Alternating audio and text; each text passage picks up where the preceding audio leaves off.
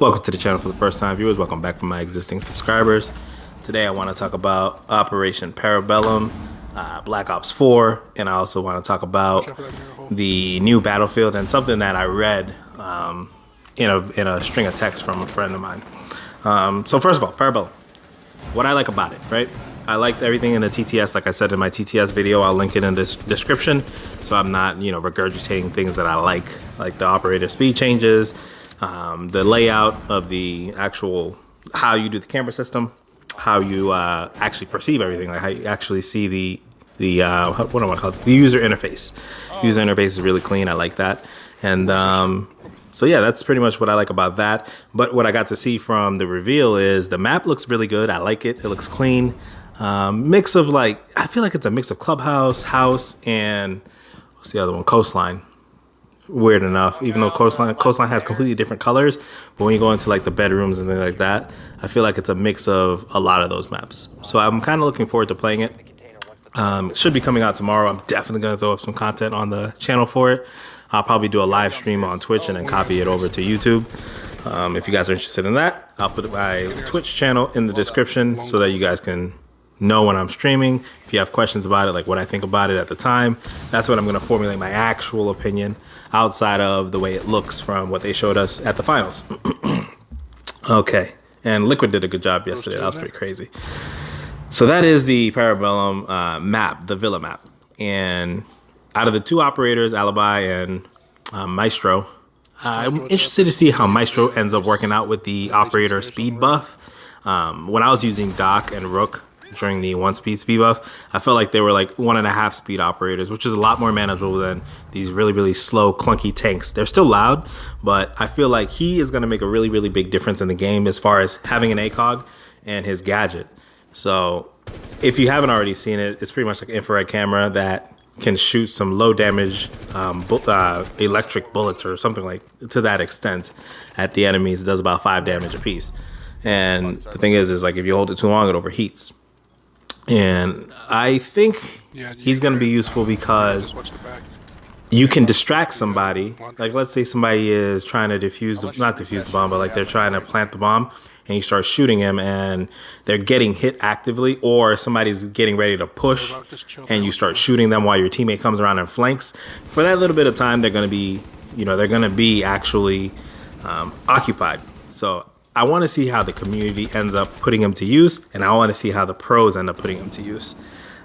And then you have Alibi with her 3 holograms. I don't really know how that's going to work out. I think for the runouts, it's going to be cool that you can't really see the actual operator that came outside. It's going to say unidentified operator. I think that's pretty cool because it's kind of not tacky, but like let's say for instance you're Vigil and you made it through the drone phase, you didn't use your ability, so they don't know that you're Vigil, and all of a sudden you want to go ahead and spawn peek somebody, and you go outside for a split second, and it just pops up and says you're outside. I think that's kind of like, because then you just know that there's 4 operators, and there's a Vigil just came outside, and boom, that's it, they know who you are. So I think that option is going to be pretty cool. I really don't know because I don't know how effective her gadget is going to be, because I can't see myself in a situation where, let's say for instance, I don't know, I just can't see it because people actually move around in Siege. Like there's very few times where people just stand in the open. I can't really see like somebody standing at a counter. Like picture yourself at Coastline and they're in Blue Bar. I can't see somebody just standing behind Blue Bar and just looking at the doorway like blindly as you pass. Like usually people react, they either duck, they do something. So I feel like they'll be easier to kind of spot. Plus, if, a lot of people that, I don't know why, it's just whenever there's another outfit, people just love to throw on the other outfit. So at any given time, if you're playing somebody and you play 3-4 rounds with the person and you see that they've already done one defensive alibi and they have the new skin on, well, chances are it's probably going to be the decoy. But we'll have to see how that actually comes to fruition and how it actually plays out. The second thing I want to talk about subject-wise is I'll actually talk about the Battlefield one because it's shorter. Somebody had mentioned in a text message between a couple of us friends is that Battlefield 5 or Battlefield V is going to be World War II, and I was really disappointed. So I was really hoping that they were going to bring it back to a current time. I know there was a rumor out there that the reason why Battlefield and a lot of these other games are changing the time frames that they play and they don't do modern anymore, is because of copyright infringement with the company Hummer. So the Hummer parent company, I think it's actually just called Hummer, but for the Humvees and then the Abram tanks, apparently these companies have seen that, hey, you know, we can not sue, but we can try to get some of this money for copyright because they're using our intellectual properties in their games, and they're making a profit off of it, and we're getting nothing from it. So you see games like, I mean, Bad Company 2 is one of my favorite ones, and you get in the Jeep or the Hummer, and there you go. Like, that's how you get around the map the fastest.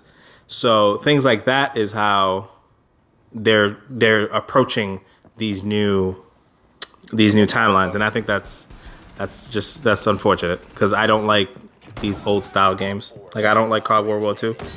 I feel like it was boring, and I didn't like Battlefield 1. I felt like that was just a tragic game. And I don't know, man. I feel like games, like, really, everybody's like bullet sponges, man. Like, everybody I shoot at, I can shoot at them for like God knows how long if I'm aiming down sight and they won't die. But let me hip fire them and they die almost immediately. I think it's the dumbest thing.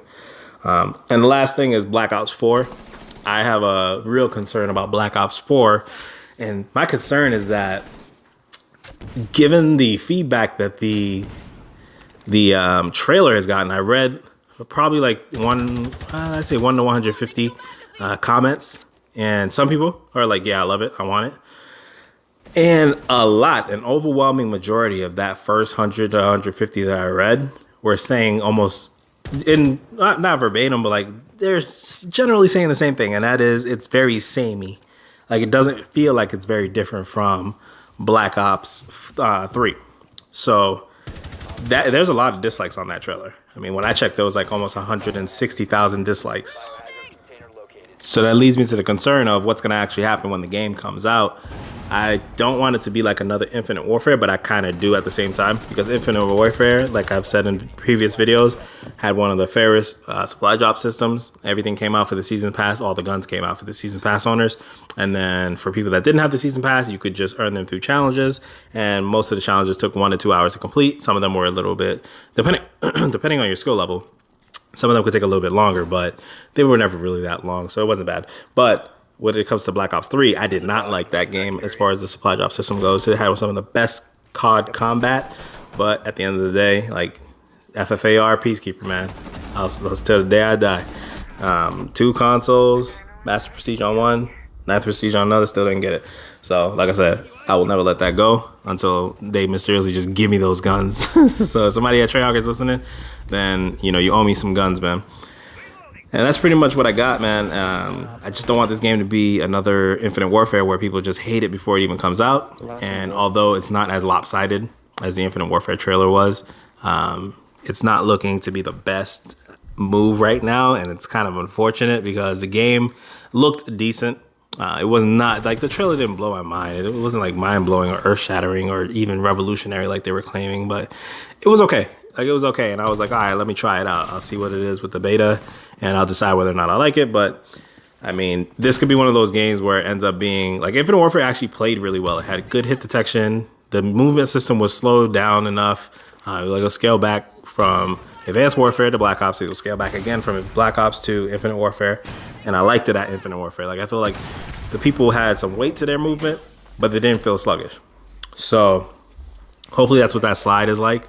And I don't know, man. I feel like they might end up falling into a trap, because the other comment that I read that was pretty common, other than it was very samey, is that it looked boring. Like, a lot of people said it looked boring. And that's just a perception thing. Like, something could look boring, but it could be really fun when you actually go to try to play it. Like, if you're watching somebody play Siege, unless it's like a highlight clip, I mean, Siege could look boring, but when you play Siege, it gives you a certain type of feeling. So I'm hoping they nail that and, you know, they really drive that good, fun gameplay experience home. Because if they don't, I'm telling you, man, it's going to be some problems in Call of Duty land, because there's going to be some serious AAA competition this year. And even if, you know, let's say, for instance, that somehow that Battlefield V comes out World War II and it's actually a good, like really good game that you can't pass up, I may end up trying it, and I don't know, Call of Duty might just get lost in the ocean.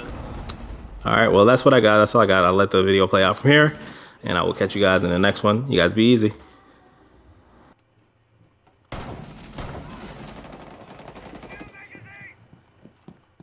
Pretty sure both of them are better. Op 4, last operator standing. Friendly Nice. victorious. Hostiles eliminated.